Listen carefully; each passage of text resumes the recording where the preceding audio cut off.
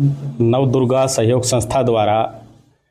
महात्मा ज्योतिबा फुले जी की पुण्यतिथि के अवसर पर 5 दिवसीय जो कार्यक्रम का आयोजन जो किया जा रहा है, आज उसी कड़ी में आज यहाँ पर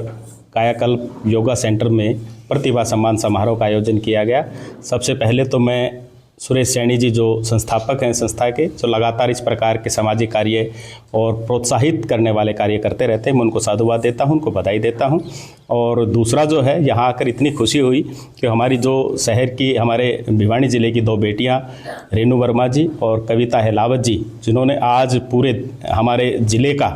नाम रोशन जो किया है, आज पूरे राष्ट्रीय और अंतर्राष्ट्रीय स्तर पर इन्होंने ऐसे बच्चों को ऐसी जो है हमारी बच्चों की नींव जो है तैयार करी है, जो अभी इन्होंने बताया था कि जो राष्ट्रीय स्तर पर और अंतर्राष्ट्रीय स्तर पर हमारे देश का हमारे समाज का नाम रोशन कर रही हैं। तो मैं इन सब को बहुत बहुत साधुवाद देता हूं, बहुत बहुत बधाई देता हूं। और ये सब प्यारे बच्चे जिनको आज सम्मानित किया गया है, उनको भी बधाई देता हूं, शुभकामनाएं देता हूं और उनके परिवार को भी शुभकामनाएं और बधाई देता हूं कि इस प्रकार से जो है ऐसी नींव जो है तैयार की। और बार बार जो मैं है इसकी संचालिका हमारी दोनों बेटियां जो हैं, जो जिनकी आयु खुद की कम है, लेकिन आज वो एक अच्छा कार्य जो है लगातार कई वर्षों से 8 वर्षों से करीब जो इन्होंने बताया इस प्रकार की जो सेवाएं दे रही हैं। तो एक बार फिर से मैं नवदुर्गा सहयोग संस्था और कायाकल्प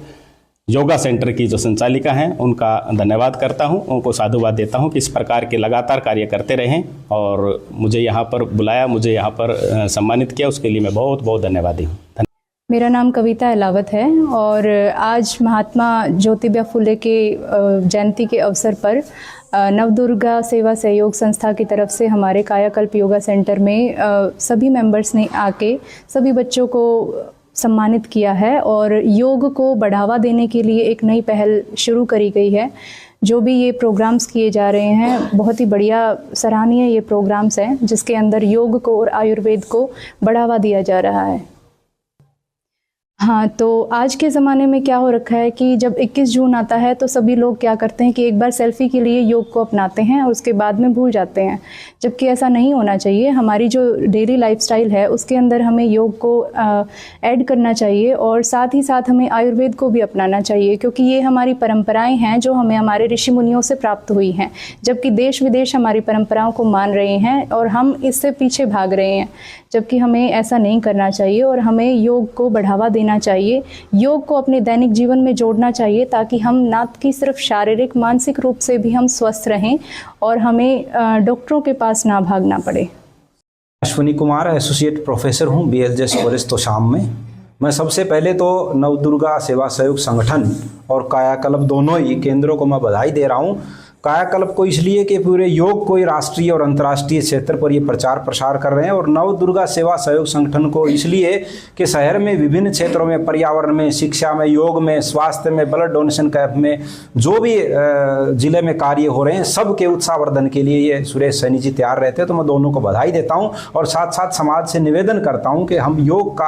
को जीवन का हिस्सा बनाएं ताकि एक सशक्त और सुदृढ़ राष्ट्र का हम निर्माण कर सकें। हमारी संस्था नवदुर्गा सेवा सहयोग संस्था के द्वारा